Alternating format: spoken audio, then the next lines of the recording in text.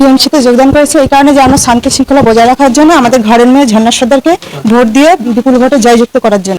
লকেটের সভার পরেই বড় ভাঙন, সন্দেশখালীতে 500 বিজেপি কর্মীর তৃণমূলে যোগ। হিঙ্গলগঞ্জে লকেট চট্টোপাধ্যায়ের জনসভার পরে সন্দেশখালীতে বিজেপিতে বড়সড় ভাঙনের ছবি সামনে এলো। প্রায় 500 বেশি বিজেপি কর্মী সমর্থক এদিন তৃণমূল কংগ্রেসে যোগদান করেন। তাদের হাতে দলীয় পতাকা তুলে দেন সন্দেশখালী 2 নম্বর ব্লক তৃণমূল কংগ্রেসের সভাপতি দিলীপ মল্লিক। উপস্থিত ছিলেন মণিপুর গ্রাম পঞ্চায়েতের অঞ্চল সভাপতি প্রসেনজিৎ গাঙ্গুলি সহ অন্যান্য নেতৃত্ব। জানা গিয়েছে গ্রাম পঞ্চায়েতের 2টি বুথ মিলিয়ে প্রায় 100 পরিবারের 500 জন বিজেপি কর্মী সমর্থক দলবদল করেছেন। যোগদানকারী কর্মীদের দাবি 2024 সালে বিজেপির প্রতিশ্রুতিতে আন্দোলনে অংশ নিয়ে ভোটও দিয়েছিলেন, কিন্তু পরে তাদের খোঁজ নেওয়া হয়নি। সংগঠনের দিক থেকেও তারা পিছিয়ে পড়েছেন বলে অভিযোগ। দলত্যাগীদের মধ্যে মীনাক্ষী ভূঁইয়া, সাবিত্রী করাতি, রেখা মণ্ডল, জয়ন্ত মণ্ডল, পরিমল মণ্ডল প্রমুখ জানান, ভুল বুঝে আমরা বিজেপির আন্দোলনে গিয়েছিলাম, এখন বুঝতে পেরেছি, তাই তৃণমূলে যোগ দিলাম। তারা আরো বলেন, মমতা বন্দ্যোপাধ্যায় নারী শক্তিকে সম্মান জানিয়ে ঝর্ণা সর্দারকে প্রার্থী করেছেন। তার নেতৃত্বে আস্থা রেখেই তারা 2026-এর বিধানসভা নির্বাচনে বাড়ি বাড়ি প্রচার করবেন এবং নারী শক্তির সম্মান আর লুণ্ঠিত হতে দেব না। এই প্রতিজ্ঞা নিয়ে তৃণমূলে যোগদান করেছেন। টিএমসিতে যোগদান করেছে এই কারণে যে আমরা শান্তি শৃঙ্খলা বজায় রাখার জন্য আমাদের ঘরের মেয়ে ঝর্ণা সর্দারকে ভোট দিয়ে বিপুল ভোটে জয়যুক্ত করার জন্য, যাতে আমরা শান্তি বজায় রাখতে পারি। আমাদের মমতা ব্যানার্জিকে আমরা আমাদের আবার এই ভোটে নারী শক্তিকে সম্মান দিয়ে আমরা ভোটে জয়যুক্ত করে আমরা জিতাতে চাই। হ্যাঁ, আমরা শপথ নিলাম, জিতাতে চাই, যাতে আমরা এই 2026 সালে আমরা এই ভোটে আবার মমতা ব্যানার্জিকে চাই। 2024 সালে কি করেছিলেন? 2024 সালে হ্যাঁ বিজেপি করেছিলাম আমরা। আমাদের ভুল আমরা বুঝতে পেরে আমরা আবার রিটার্ন চলে এসেছি 2026-এ। আজকে আমরা তৃণমূলের যোগদান করেছি।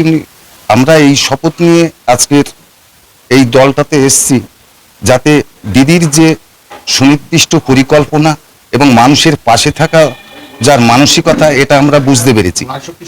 নারী শক্তি সম্মান, এগুলো আমরা প্রথমে 2024 সালে একটা ভুল বুঝে বিজেপিকে ভোট দিয়েছিলাম এবং তাদের সামিল হয়েছিলাম। দেখলাম মানে কোনো কিছুই সাংগঠনিকভাবে হয় না, বা কাউকে প্রশ্রয় দিতে পারে না, বা শেল্টার দিতে পারে না। তারা মানুষের পাশেও কোনোদিন যায়নি, আমরা আর কোনোদিনের জন্য খোঁজ নেয়নি। বিপদে পড়লেও কোনোদিন গরিব মানুষদের দিকে তাকায়ও না। যার কারণে আমরা সবাই দিদি সামিল হয়েছি এবং দিদিকে শক্ত হাতে আমরা তার না 24-এ ভোট দেওয়ার পরে এর মধ্যে কোনোদিনের জন্য, একদিনের জন্য কোনোদিন মানে খোঁজ নেয়নি বিজেপি সংগঠক যারা ছিলেন বা নেতৃত্ব করেন। আমরা আগেও বলেছি, এখনো বলছি, সন্দেশখালীতে 2024 সালে বিজেপি যে চক্রান্ত করেছিল, সেই চক্রান্তের ফাঁদে অনেক সাধারণ মানুষ, অনেক গরিব মানুষ পা দিয়ে ফেলেছিল। সেই চক্রান্ত করেছিল, তারা জেনেছে মায়েদের সম্মান নিয়ে চক্রান্ত করেছে, এলাকার উন্নয়ন নিয়ে চক্রান্ত করেছে, তৃণমূলকে কালিমা লিপ্ত করার জন্য চক্রান্ত করেছে। সেই চক্রান্ত যখন দিনে দিনে প্রকাশ হয়ে গেল, আর 2026-এ যখন নির্বাচন সামনে এসে গেল, তখন এই সন্দেশখালীর মানুষ অতি সহজ সরল মানুষ, তারা বুঝেছে উন্নয়ন একমাত্র তৃণমূল দ্বারাই হতে পারে, মমতা বন্দ্যোপাধ্যায় দ্বারাই হতে পারে।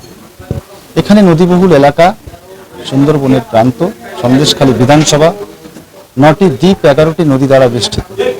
এইখানকার যাতায়াত ব্যবস্থা, এখানকার মানুষের জীবনযাত্রার মান, সেটা যদি উন্নয়ন ঘটাতে পারে কেউ, সেটা মমতা বন্দ্যোপাধ্যায়।